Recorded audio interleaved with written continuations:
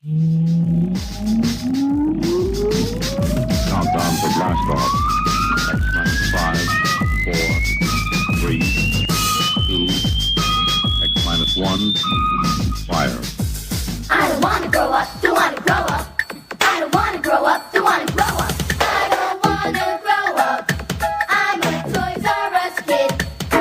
There's a million toys at Toys R Us that I can. Welcome to the Toys R Us Report, recorded live on the third largest moon in our solar system, Callisto. He was a fiend before he became a teen. He melted microphone instead of cones of ice cream. He's your host, Icy Robots.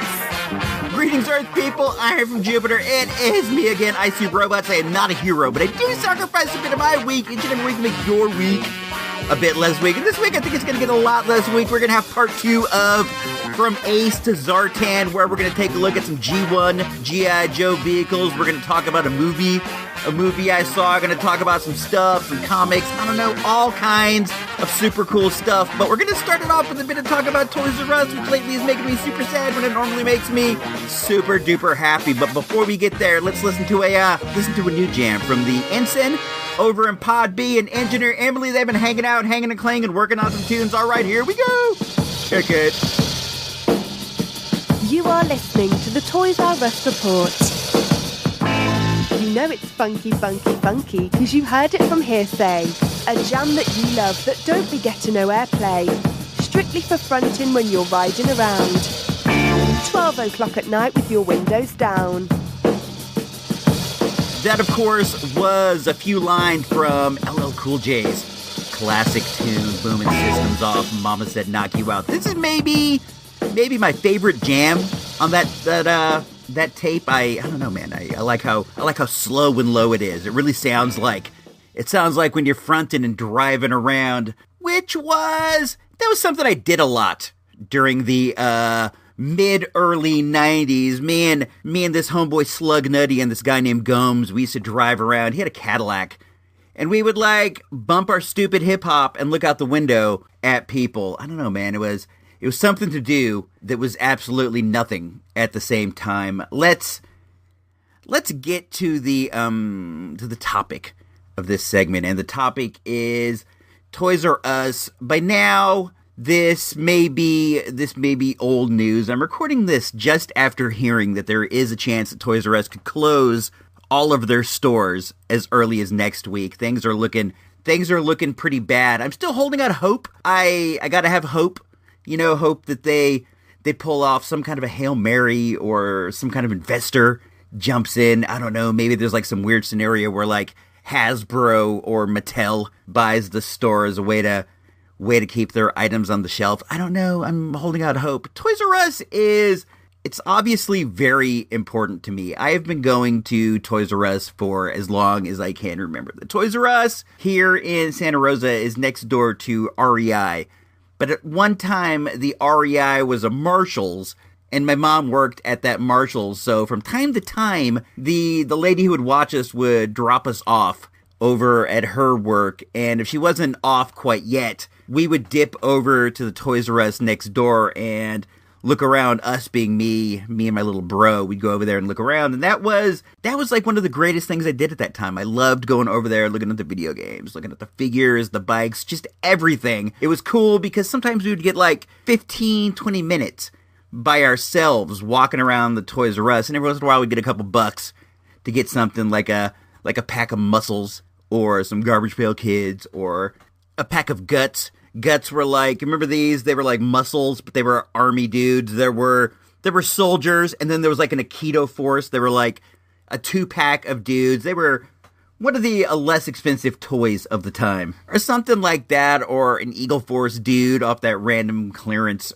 aisle that a lot of the Remco toys wound up at Toys R Us. The way things have changed in our world, the changes that we've gone through with online shopping and all this stuff. Look, online shopping's great. I buy stuff on eBay all the heckin' time. I buy books on Amazon every once in a while. I do it. I'm like everyone else. But the physical world, the world that's out there around you, is really suffering from all this. And in the long run, we're going to suffer super hard for these changes. You know, the time we would spend going out and looking at toys. And I put a thread up on the IC Robots Facebook group, facebook.com/IC Robots. And I brought this up, and the chap, Christopher Thacker, he said something that I thought was profound. He said something to the effect of, it's very relaxing to go look at the toys. And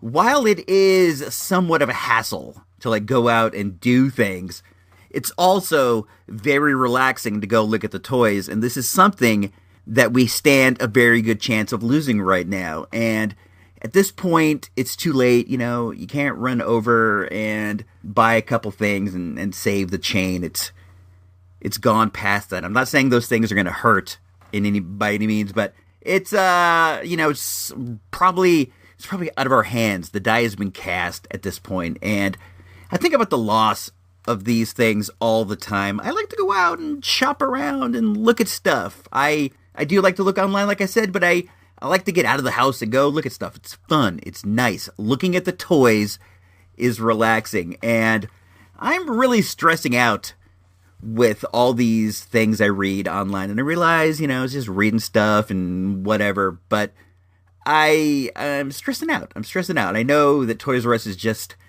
the store, but I go like once a week at least, sometimes twice a week, and it's something that I enjoy, and I really don't want to lose that from my life. I don't want to lose that. It's something that I really look forward to. Every Monday we go, guaranteed. Every Monday afternoon we go, and then if we can squeeze in another day, sometime during the week we'll go and we'll look around too. And that's time that I don't want to have to fill with something I won't enjoy as much, So this has got me all messed up in the head. But what are you gonna do, man? Time marches on, and it feels inevitable at this point that just about everybody that's not Target or Walmart is probably going to end up shutting down, and then we're going to have a whole town full of empty storefronts and a whole bunch of people inside their house on the internet doing stuff, and eventually you're going to look like those aliens in Star Trek, where the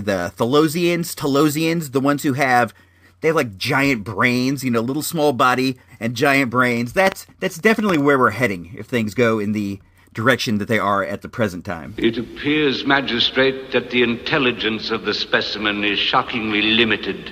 This is no surprise, since his vessel was baited here so easily with a simulated message. In a lot of science fiction, you see future beings who have very frail bodies, but monstrously powerful brains.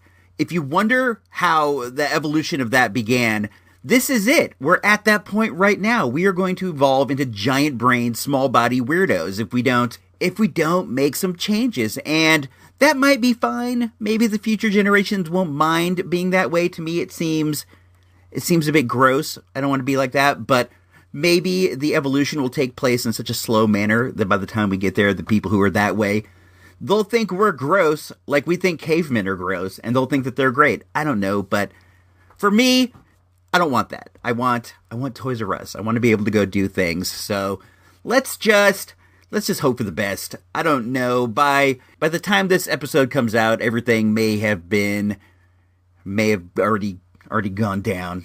I hope not, but I feel as if I want to get my feelings down at the moment it takes place. But enough of this dour stuff. Let's move into At the Movies. General, sir! No, we need more GIs! We need more than ordinary GIs. We need guts. We need guts, ground troops armed to the teeth and tough as nails. We need guts, Aikido forces, dark warriors of martial arts. And we need guts, jungle fighters, a rugged and reckless band of misfits. How do I get them, sir? Guts can be bought in packs. Do we need more GIs, sir? What we need is more guts. Yes, sir!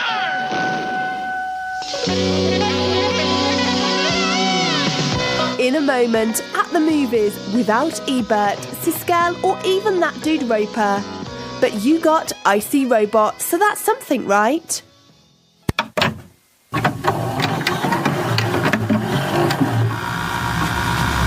February 23rd, it came here for a reason. It's spreading. It's destroying everything. It's not destroying. It's making something new.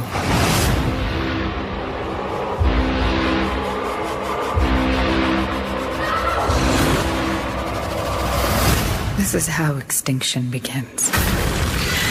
Annihilation, rated R, February 23rd. Annihilation is I would call it a sci-fi horror film because it's definitely hard sci-fi, but there are also some gory elements to it. There are some things that will definitely make you go yuck. Some things that will definitely make you go eh. But I enjoyed this movie quite a bit. We went to see it on a Monday afternoon, and we went to the more fancy theater on the other town, the one with the recliners and all that stuff. We don't go there as much. I am a bit of a traditionalist as far as theaters go. I don't mind like an uncomfortable seat. It helps me stay focused on what's going on. You know, the fact that I'm sitting sort of upright, kind of without back support. It helps me stay in it. But we decided to go check out this other theater because we don't go there very much. It's very nice. It's quite lush. It's a very nice experience, but it is a bit further away, so we tend to stick to the theater downtown.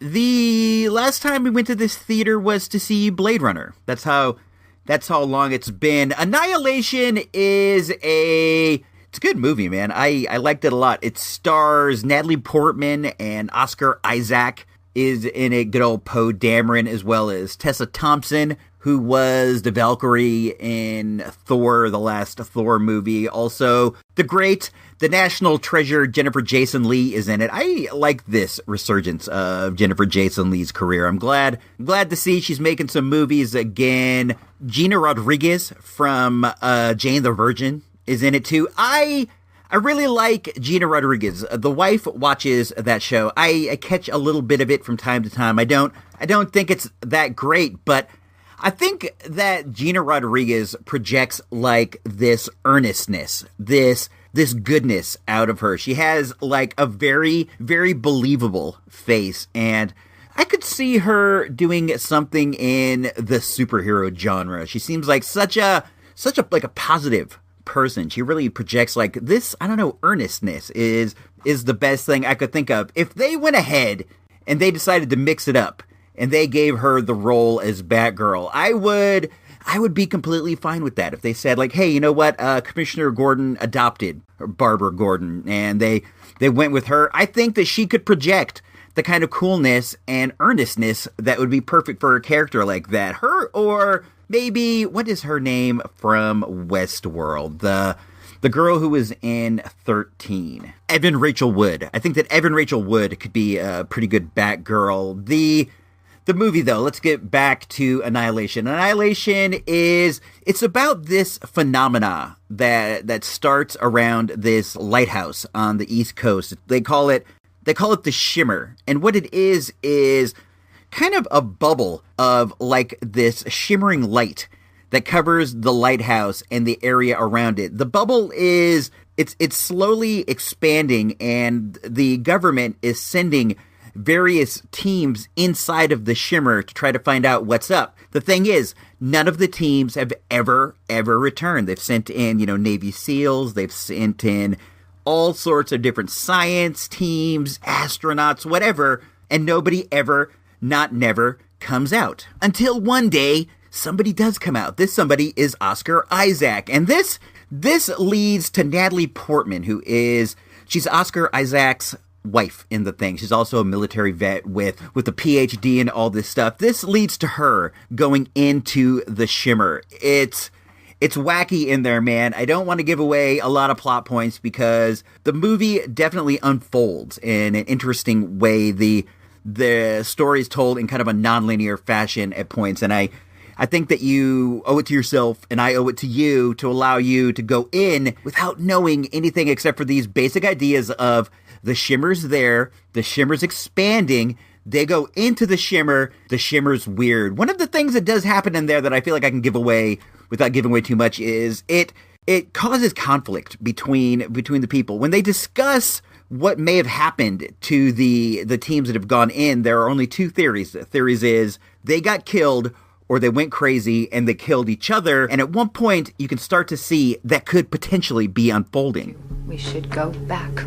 Good. Okay, great. There we go. Okay, so the three of us can just pack up Hold on a minute. Hold on. We should go back, yes, but it took us, 6 days to get here?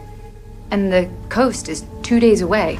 You're saying that we get out by going deeper in? Yeah, if you like, yeah. Like? No, I don't like. That's Gina Rodriguez that you hear not liking stuff. And things start to take a turn for the worst, take a turn for the weird. Past there, the movie was written and directed by the chap who did Ex Machina, which I thought it was terrific. He is a dude that goes by the name of Alex Garland. He's known for this, Ex Machina. He did Dredd, the Judge Dredd movie. He wrote the movie Sunshine, and he wrote also 28 Days Later, which to me, that movie revitalized the zombie genre in a way that The Walking Dead never could. The Walking Dead is dope. I like The Walking Dead. I enjoy the show. I love the comic. But 28 Days Later made me so nervous that, like, my tongue swole up in my mouth. And I couldn't breathe. I could breathe, but my tongue got all dry and swollen up. And I don't know, man. The Walking Dead TV show never makes me feel that. Let's see. The movie is presently at 87% on the tomato meter with the critics, a 76 with the peeps. The movie runs for 115 minutes, just under 2 hours. I didn't think that it played long at all. It really moves around, and you see something weird, something creepy every once in a while, so that keeps you in it. I recommend this movie a lot if you like the hard sci-fi, if you like that kind of thing. You know, this is definitely one you want to catch. There are some neat creatures, some neat things, some neat ideas. Definitely good recommended stuff on the good old-fashioned Source Magazine mic meter, with 1 being a dud and 5 being an all-time classic. I am going to go out on a limb and give Annihilation 4 mics. Four mics.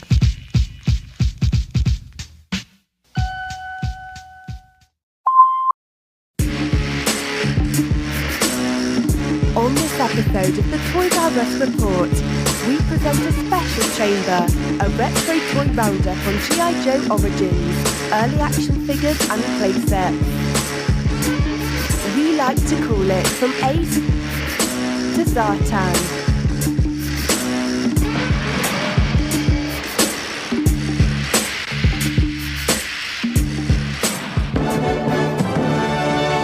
Series 1, 1982.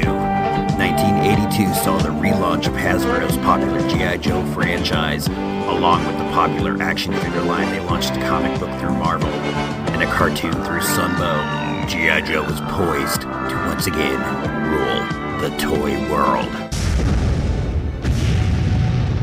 Hello, my dudes, it is me, ISR Robots, and I am back for what is From Ace to Zartan, Volume 1.5. Last time out, we took a look at all the action figures. I think that was a lot of fun. It's a real iconic line, man. They got all the cool characters out there right from the jump, and this time around, we're going to take a look at the vehicles and play sets. I probably should have done it the last time all in one big lump, but as you guys know, I had a bit of the flu, and I was feeling pretty whack, and I don't think I would have made it, but I am back now, and this will be super fun, dude. There are a lot of iconic weapons and vehicles in this set, so you're gonna have a good time. I'm gonna have a good time. It's gonna be great. Let's get going. It's G.I. Joe against Cobra the enemy. Don't let Cobra Commander get away. G.I. Joe! It's Cobra Commander! He's stealing our missiles! Look, get him, rock and roll! Here comes Grand Slam! Still fights for freedom wherever there's trouble. G.I. Joe is there. G.I. Joe! American hero. We saved the missiles. But you gotta get up early to catch Cobra. Cobra Commander and G.I. Joe figures and equipment each sold separately from Hasbro. That commercial there has some weird edits at the front, and again, I like how subdued Homeboy is when he's singing the, G.I. Joe, a real American hero. He's really laid back, but at the end, he is busting it out. During that commercial, you see the mail-away Cobra Commander, which is great. You see rock and roll on the Ram cycle, which is something we're gonna talk about, and you see Clutch in his dope Jeep. Let's get started. The first weapon, we're going to go alphabetically through this. The first weapon is the flak cannon. The flak cannon is it's a single-barreled laser artillery weapon. An artillery weapon is something that fires up, something that would either fire at air vehicles like helicopters or trouble bubbles, or maybe does long artillery launches at enemy troops. The flak stands for Field Light Attack Cannon. It's a C, but they spell it with a K because they're G.I. Joe. It has a seat where an action figure can sit, and then it has two handles that you can use to aim the weapon. I have this. I have it now. I actually, I have 3 of them. I find a lot of the vehicles from this series, from the original series. I think that's just due to the durability and the popularity of the line when it first jumps off. This did not come with an action figure. When I would use it, I think that sometimes maybe like Zap would use it, or maybe the other laser artillery trooper. We'll get to him in a sec. That homeboy is named Grand Slam, and he's the dude, the weaponeer, the guy in charge of HAL, the heavy artillery laser. This is a big seated double-barreled laser cannon. It comes with Grand Slam, who we learned about last time, and one of the neat features of this vehicle is that it has 2 towing hooks, and you could either fold them over and they would crisscross and get hooked onto the why am I drawing a blank so hard? Oh, the Vamp. That's what it is. The Jeep, the Vamp. That's a nice vehicle, but you could take the little openings and hook it onto the back of the Vamp, and that was dope. If you had 2 Vamps, I guess you could double pull it. One could go to each. I myself never had 2, but that would be something fun to do. The laser cannon is seated, and right in front of the seat there is a small monitor. I used to imagine this is where he would be getting communiques from the pit. Like maybe Hawk or Duke or somebody would be like signaling in, saying that there's a troop of Joes over by the ravine. They're getting rained on by a squadron of trouble bubbles. You need to get some shots in over there. And he would tune in, and all the while, he would be seeing like Abernathy's face in there. But more than likely, this screen was just for like aiming or whatever. You'd see like a circle with a little bullseye on it, and you would aim that away. I don't know. It was still pretty neat. It also has a foldable leg in the front, so that it can stand up on its own. The next one up is interesting. It's a fun one. It's a Sears exclusive. It's also the first Cobra vehicle. It is the Cobra Missile Command Headquarters. This is a bit of a rarity. I don't know if I've ever seen this in person. It's basically like a cardboard diorama of a Cobra missile base. There's a rounded off counter in the front that's a bunch of computer terminals, and the background it looks like a missile base, and they're getting ready to jump off a plane. This one could be a bit pricey. I looked it up in a guide, and these can sell for upwards of $1,200 if you have them in the box. I cannot say I've ever seen one of these inside or outside of a box. Only in photos. I wonder if that goes to show the popularity of Sears. I myself have never ordered anything from a Sears catalog. I don't know if I can recall my parents ever ordering anything from the Sears catalog. We would get a lot of things at Sears. We went to Sears quite a bit, and we would pick up toys, tools, all kinds of stuff. We still as a family pick up toys there, not toys, tools. Rather, we'll pick up like craftsman stuff. We go for the quality of a Craftsman tool. The set came with 3 action figures as well as a cardboard box called the G.I. Joe Combat Command File, and this was where you could put your file cards. It was pretty dope. It has a image of the first figures, the first series that we went over last episode with the famed flaming graphics behind them. The 3 figures that you would get would be the mail-away Cobra Commander. This is the other way you could get him, and also a Cobra Officer with the silver painted front, and a Cobra Trooper, that's pretty cool, man. You get the boss, and then you get 2 guys to boss around. That's not a bad deal. I wonder what it cost when it first came out. My gut says, I don't know. Let's see, $10.99. Let me look that up real quick. Wait. Sorry, I should have already logged on before we started, but you've got mail. I didn't think about it, man. I didn't imagine that we'd be doing this. Type. Yeah, it was $10.99 originally. It was offered in 82 as well as 83, and it was $10.99 the first year, and then $11.99 the next year. That's a real bargain, all things considered. You get 3 Cobra troops. That has to be worth $10 right there.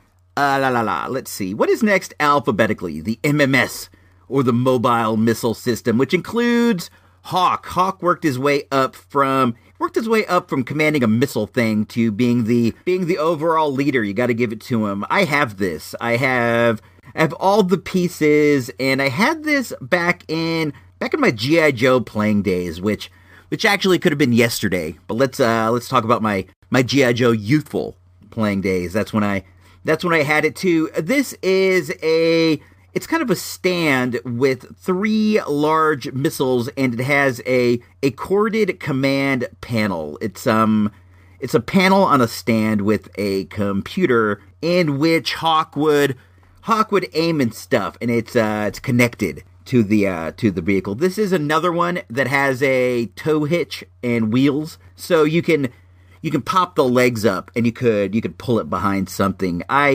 I dig this. I dig the missiles. They are a bit taller than an actual action figure, and I think that's pretty fun. I imagine the destructive power that came with these giant missiles. It also comes with Hawk, which I said I think Hawk's interesting. I can't imagine that they had any kind of command aspirations for our dude when they first designed him, or else they wouldn't have had him be like a button pushing missile jockey, But they probably like the name Hawk. Hawk screams. It screams of leadership. When you're looking for a dude and you're like, who should I promote? Should I promote rock and roll? Nah. Should I promote Clutch? I don't know, maybe.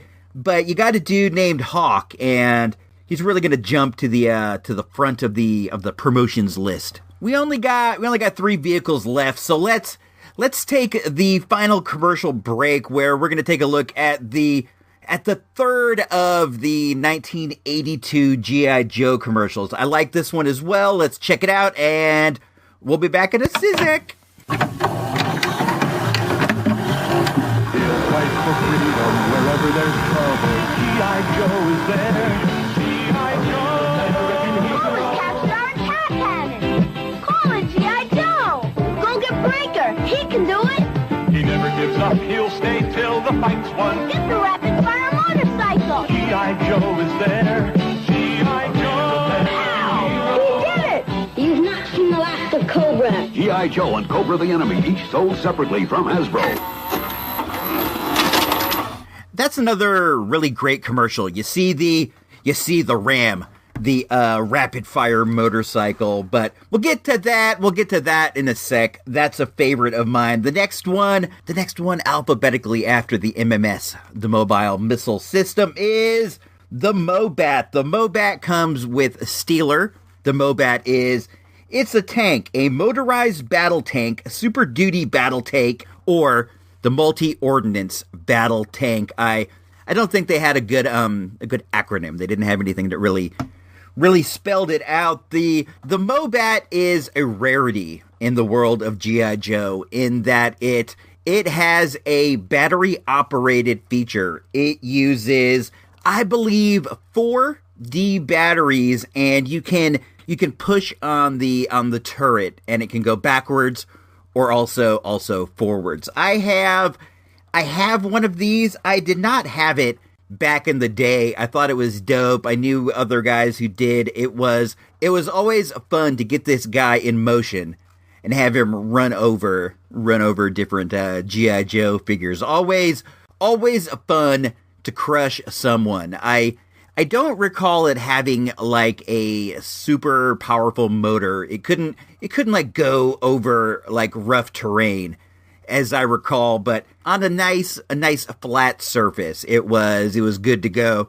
I found a few of these over the years at the flea market circuit. It feels like a common vehicle. Again, I think that owes to the popularity and durability of the line.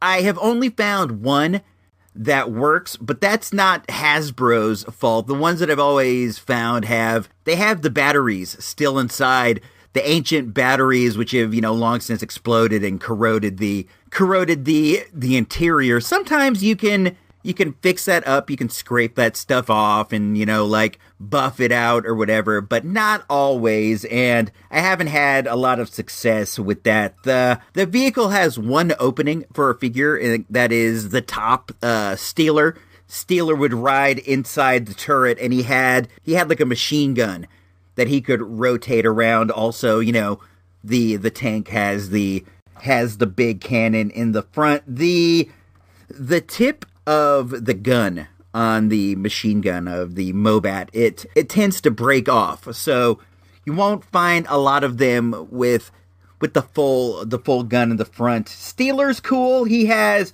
a helmet. He has a helmet and like a black telescopic visor as well as an Uzi. He's one of the rare vehicle drivers that comes with a hand weapon, and that makes him all the cooler, if you ask me.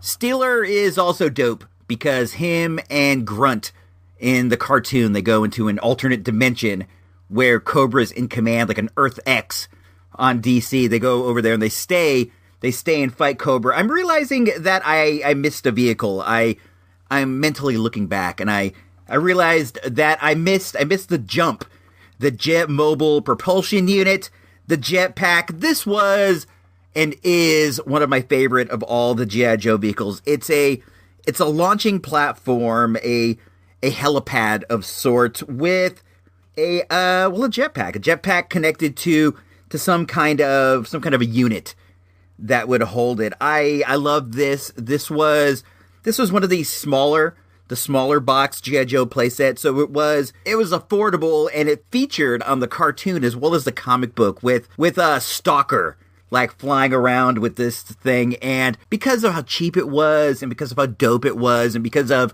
the advertisement, just about everybody I know who is into G.I. Joe had the jump. It has a laser rifle that attaches to the jetpack by a cord. The ones I found over the years, I do bump into this one on the flea market circuit a lot as well. They tend to not have the laser gun. A lot of times you'll find just like the stand, or you'll find the backpack. I think on my G.I. Joe shelf I have one stand, but I have maybe 2 or 3 backpacks. I know that I have one where the peg fell out, the peg that inserts into the figure's back. I know I have one where the peg fell out, but I know I have 2 working ones. The next vehicle is one of my favorites. It's another of the It's another of the smaller boxed G.I. Joe playset. So again, a lot of people I know had it. I presently have 2. It was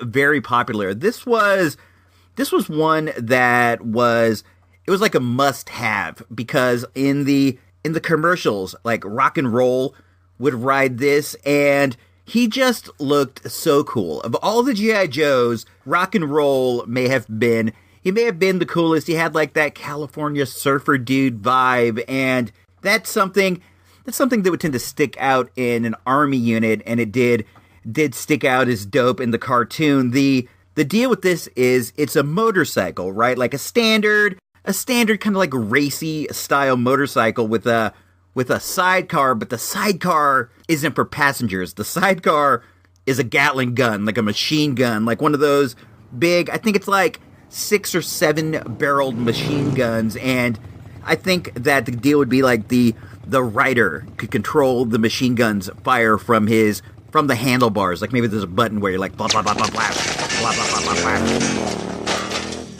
I can't say enough about this one. It's a really iconic design to me. I also think that it'd be so dope to ride a motorcycle with a machine gun sidecar. Imagine just like cruising around at full speed and you're just blapping away. It seems like a really cool experience. I'm not saying I want to shoot anybody, because I definitely don't, but maybe if you like set up some targets of, I don't know, enemy troopers and blah, blah, blah, blah, blah. Could be fun, could be dope. This is one of my all-time favorites. I have been playing with this for years and years. I will admit that when I was preparing for this episode, I went and I checked out my vehicles, and I wound up playing with the bike for a while. I was rolling it around on my table while I examined it. I have Rock and Roll. He had his M60 in one hand, and he was riding the bike with the other, and he was just having a good old time, man. I can't say enough good things about the Ram. And we have reached the last vehicle alphabetically of the 1982 Series 1 G.I. Joe, and that is the Vamp. The Vamp is the Jeep. It is a mainstay of the G.I. Joe universe. It comes with the action figure of Clutch. That's the guy from the last episode who likes to do his hair with motor oil, and he likes to chew on toothpicks. It is based upon a twin turbo engine Jeep prototype that the military was looking at the time. I don't imagine that it has the cannon that the Vamp has, but maybe it does. This is another one that's like the Ram. I imagine that Clutch would control the cannon from his steering wheel. I don't know how he would move the cannon one way and the steering wheel another way if he had to fire in different directions. Ideally, I would guess that the best way for this would be if you had a passenger and he could control the gun. The set also came with 2 small gas cans. I really like these gas cans. They would tuck into the back. I've always enjoyed action figure accessories that are realistic, and it was fun. It was fun to think about having Clutch go down to the chaplain's assistant motor pool and get himself some gas in these cans, just so he would have it just in case. But I don't know if I'd have it outside exposed, on the outside of the vehicle. It seems like a fire hazard, especially when you're going to be coming under heavy Cobra fire.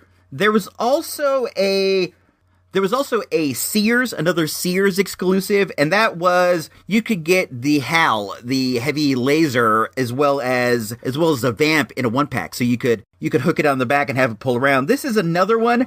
That's like the price is through the roof on this. If you can find one, they're going to cost you like $1,200 in the box for this Sears exclusive. I don't know if I've ever seen one of those for sale at a toy show. I don't know if I've ever seen. It would have to be the boxed version, because otherwise loose, it's just those 2 vehicles. So really what you're paying for is the box. The Vamp was based on a Lamborghini Cheetah. That was the prototype that the Army was taking a look at. It's very sleek looking vehicle.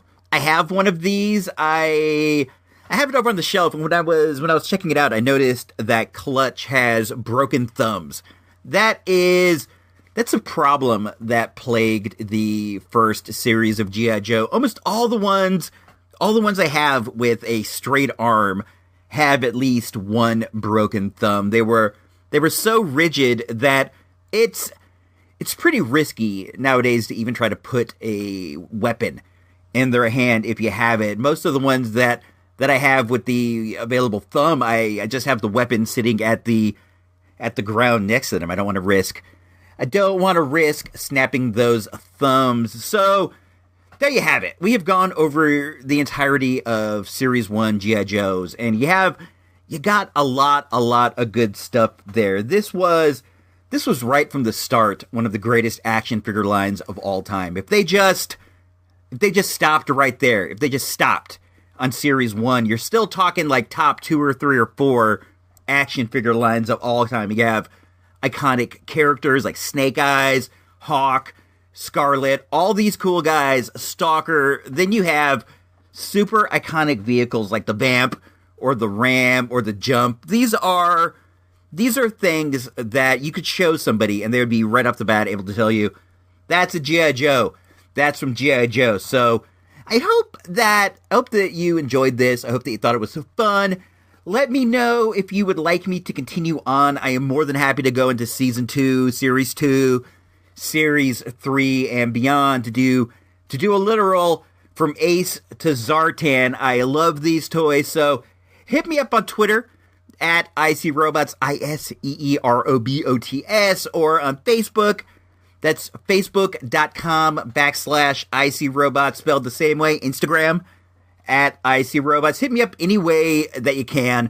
Let me know if you'd like me to continue. I totally don't mind, but I want to know that you dig it, because it's a lot of like just straight up toy talk. I know some of you guys do tune in for the straight up toy talk. I know some tune in for the pop culture stuff, but ultimately it's all pop culture. It's all part of our combined culture. So let's move into the final segment of the show. Covering the world of vintage and current film and television since 2010. Shall we play a game? Featuring in-depth conversations on sci-fi, horror, fantasy, comics, toys, and conventions. Game over, man. It's game over. Geekfest Rants is an entertainment podcast for genre geeks like you. So say we all. Join us by listening in at iTunes, YouTube, and at geekfestrants.com.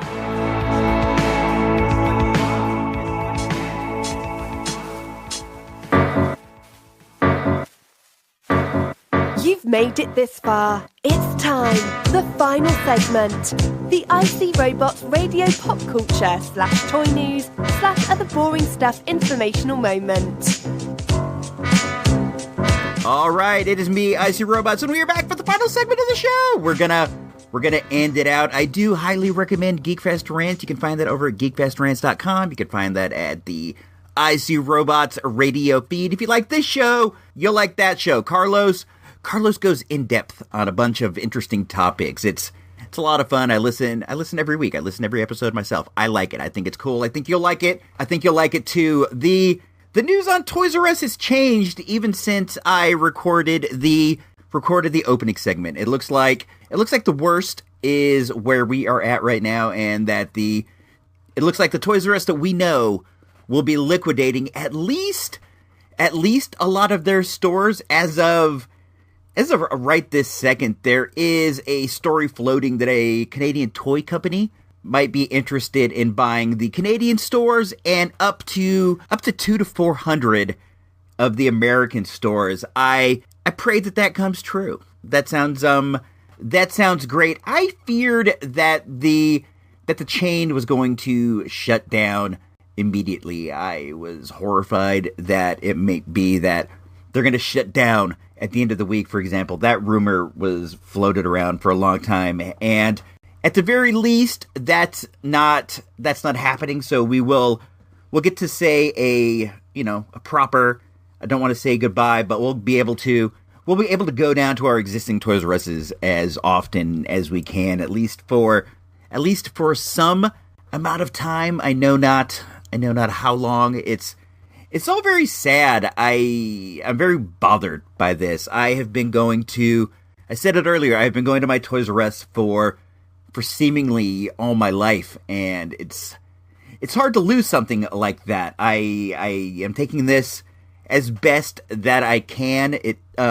seemed inevitable that Toys R Us would shut down. It seems inevitable that like every retailer is going to shut down except for Walmart and Target. I guess Bed Bath & Beyond always seems busy when I go over there, but the retailers are all in a dangerous spot right now. The brick and mortar retailers are all in a dangerous spot right now, but I don't think it's too late to turn that around. I think all we got to do is just do some of your shopping outside the house, man. Do some things off of Amazon or BestBuy.com. Go out there and support, and go out there and go to your Toys R Us while you still can. This is very, very difficult to process. This whole thing is very difficult to wrap my head around, and anything could change at any moment in the world of business. And it's not to say that things might be better by the time this airs, but they more than likely will be worse. I'm losing my train on this because there's so much to process in this. I don't know what to say. I feel very bad about the whole thing. I feel bad for me. I feel bad for the employees of Toys R Us. I hear there's something like 30,000, so I definitely feel for people who are supporting themselves by working at Toys R Us. They have it worse than me. This is not a good thing at all. Toys R Us anchors the shopping center that it's in. There's a Cost Plus and an REI and like a party store, and I think there's a vacuum cleaner store in there, but the Toys R Us is like the main store, and if the worst happens and it disappears, that's not good for anyone. That's not good for Cost Plus. Well, a lot of times, if 2.0 comes with us to Toys R Us, she always wants to dip into Cost Plus. She likes to look around there. She likes Toys R Us too, but she likes to see the snacks that are in Cost Plus. And I bet there's a lot of people like that too. I bet there's a lot of people that go to Cost Plus, Toys R Us at the same time, and they go to the both stores while they're over there. I like Cost Plus. I enjoy going in there. They have a lot of interesting candies and snacks and stuff. We haven't done it as much recently because I'm on this sugar embargo, so I try not to tempt myself. That's the key to maintaining an embargo. Don't tempt yourself. Just stay away from whatever it is that tempts you. We've also switched breads recently. We're trying to eat better quality of bread. We're up on the level of that like wheaty bread that has like nuts in it and like nuts on the crust. I don't know. It's all right. You get used to it. You get used to like biting into a bean when you're eating your sandwich. I guess it's all good in the long run. White bread has a lot of sugars in it, dude. Sugar embargo. What else is going on? I'm having such a hard time processing this Toys R Us stuff. We went over there on Monday like we usually do. I plan on going tomorrow night as well, just to look around. We got a lot of pictures while I was in there. I'm always taking pictures of Toys R Us. I have like years and years of Toys R Us pictures saved up. I don't feel weak in that department, but I want to get as many as I can. While I was over there, I bought a Hot Wheel of Ray's speeder. I have it here on the station. Let me grab it. Can you hear me? I should have had it already, and I apologize for not. It's a little Hot Wheel of her speeder, her Jakku speeder. It's cool because they have a little molded Ray on it. They have a small Ray figurine racing it. It's cool. The details are pretty high quality. You can see the little bag she has on the side where she holds the junk that she's collecting through the day, and There's her staff. You can see her famous staff. It has a stand, an acrylic stand, a clear stand, and one of the neat features of the stand is you can stick it on your finger. It has like a finger hole, so you can wear it like a ring and make Rey like fly around on her speeder. I'm actually doing it right now. It's kind of fun. It also makes it good to display. Like you can see the speeder in flight as opposed to just kind of like having to lay it on its side. I think that I paid $4 for this. Not very much. I looked around. I wanted to get something, but I just wasn't seeing anything that was catching my eye. I saw a Black Panther 2-pack of Marvel Legends. It had his sister Shuri as the Black Panther. It was a really great design. Her neck looked a little long, and in the 2-pack was Claw, the bad guy, but his Marvel outfit, the pink and purple one with the radar dish looking gun for a hand. It was cool, and I did want Shuri, but I didn't want them both, and it was like $40. This is the first time I've seen it. I don't know if it's new or if they've had it like hidden around somewhere. When I found it, I found 2 of them, and I found it out of place. It was over near the Playmobil. So I wonder if somebody had them stashed over there or what. I don't know. It's a nice set. The Claw is pretty accurate looking as well. I like the Shuri though. She has like fur on her shoulders. It's a nice character design. I understand that she's been the Black Panther in the comics. I'm not like the biggest Black Panther comic reader. I've never read a individual series of his, but I've read a few things where he's been a team member, like Avengers stuff, and I have read him in like various crossover events. I'm familiar, but I'm not like overly familiar with a lot of the side characters. I was aware that like he had a sister and stuff. I did read a few issues of the recent relaunch of the Black Panther. I think I got through the first 3, but it wasn't grabbing me. I don't know why. I've heard a lot of people really, really, really like it, and I don't know. It didn't really grab my attention, but the movie was dope. Wakanda forever. What else did we see when we were over there? My wife is taking a look at the Barbie stuff. She likes Barbie clothes. They have the biggest Barbie selection. That's another thing with the Toys R Us issues. I don't know where Barbie is going to pick up the kind of space that they have at Toys R Us. They have some space dedicated over at the Target and stuff, but at Toys R Us, they have like a ton of like individual outfits. My wife she's always going on and on about how many fun Barbie outfits there are over there. This is like her newest obsession, and it's kind of fun to see her going crazy for like action figure accessories. This is cool too. For her birthday, I got her a vintage Barbie. It's like a jazzercise Barbie. She was telling me how when she was a kid, she had a couple of Barbies. She had day and night Barbie, and then she had this jazzercise Barbie. And I bought her the day or night Barbie recently. I got that on eBay.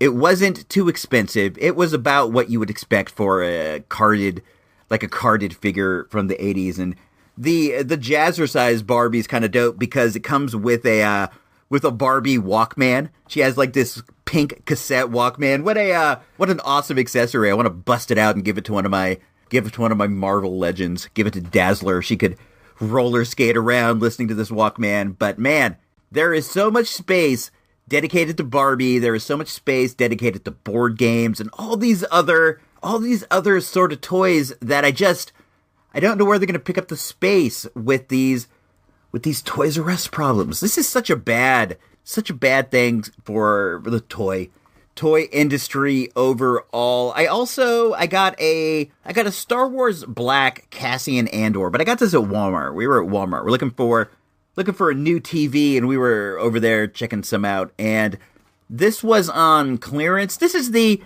smaller size ones, not the big Star Wars Black. These are the 3 3/4 inch ones. I like these I don't have any. This is the first one I got. He was only $4, so I was happy to pick him up. This is the Cassian Andor that I like, where he's wearing his leather jacket and his green pants. He has 1, 2, 3, 4, 5, 6, like seven articulations, 9 articulations, and he has 3 guns. I haven't taken him out yet to check him out. When I do, I will let you know, but he looks really great. I'm going to put him up there with my Jyn Ursos and stuff. What else? What else is going on? I don't know. Not a lot. Not a lot aside from this Toys R Us stuff. This is the overwhelming story of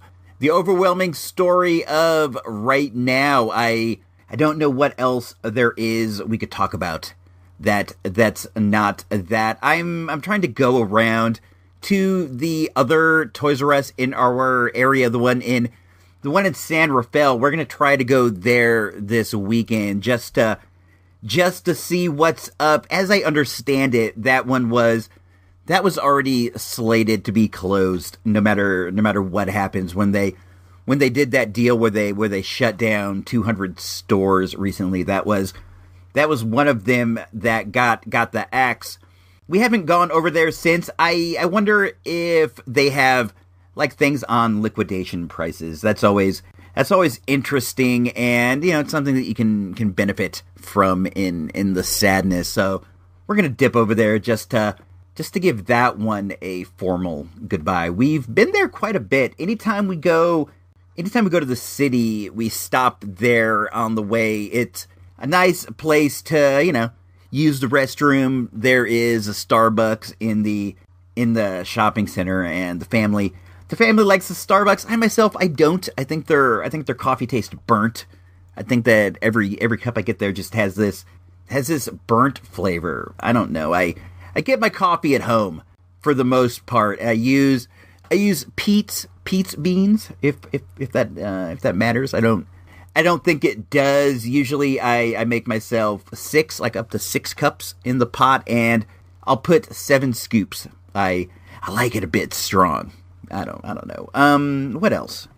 I've been sick. I've had that earth flu, so I haven't been out to the flea market or to the dig in like a couple weeks, which is super weird. And it's raining down there on Earth as I speak, so I'm not even sure if there's going to be a flea market this weekend. The one in Sebastopol is on dirt, and when it rains, it muds up it's like Deadwood. It's like Deadwood on HBO, and a lot of people don't want to slog through that. So a lot of times, if it's wet, the vendors stay home. But the Mojo sales down at the Vets building, that's on Blacktop. So maybe there'll be that. I hope there'll be that. I need to go. I need to get my flea market shopping in. I don't know, man. After a while of not doing that, it feels kind of odd. I was reading more about Tab Cola.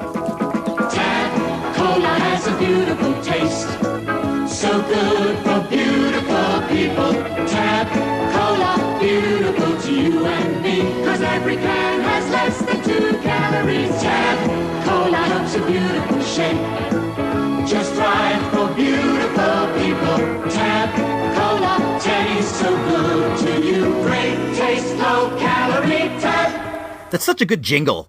And every time I hear it, I want some Tab. I did some research into the Tab that's out now. Not a lot of research. I just went out there and looked at some stuff. Basically, you can get like a 12-pack sent to your house for like $15. I think that I might do that, but I've read that they've completely changed the formula, so it won't have that weird aftertaste. I guess I'm just getting it to be able to check out the can and to drink from a Tab can. And there are like worse ways to spend your money, I guess. I don't know. Have any of you guys tried the new Tab, the Tab relaunch? I haven't heard much, but Tab doesn't have the same kind of audience that like Crystal Pepsi Crystal Pepsi has, I guess. I think we're about at the end. I think we're nearing the end of the good old episode. We're going to be back next week with, I think we're going to do volume 2 of the Ghostly Tome, where I talk about D&D spells. I think that might be fun. I had a good time doing the first one, and I got a pretty good response. No negativity, which is always good. So take some time if you got it, and go leave us an iTunes review. If you leave us one, I'll read it. I wasn't able to check this week, unfortunately. All this Toys R Us business is just it's hard, man. It's making me insane in the membrane. You know, I gotta try to keep my mind occupied with other things, or else my head might fall off. Did you hear a Moonrat right before the Tab commercial? I've been hearing them around again lately, and I am not down with that. I'll tell you what. So I hope that wasn't one. So we'll be back next week. Ghostly Tome. We'll talk about something. We'll talk about like magic missiles. I don't know. We'll figure something out. This is me, IC Robots, signing off the Toys R Us report for Now and Forever, episode 148. This is From Ace to Zartan, volume 1.5. The vehicles, this is me, IC Robot, signing off for Engineer Emily, the ensign over in Pod B, Iceberg. He's around here somewhere. Until next time, if you don't know, now you know. Oh snap, it's a moon rat. Take that. Whew, dang, that was too close for comfort. See you guys next week. Come on! Everybody love everybody! Star Trek Deep Space Nine. Saturday night at 8 on KFTY, television north of the gate. This has been an IC Robots radio production. IC Robots Radio is a listener-supported endeavor. If you like what we do and we make your day a little easier, please consider tossing a few bucks our way to help keep the life support running. All money collected goes to help us prepare for future space pirate attacks. Go on over to supportthereport.com for all the details. Thanks and have a great week.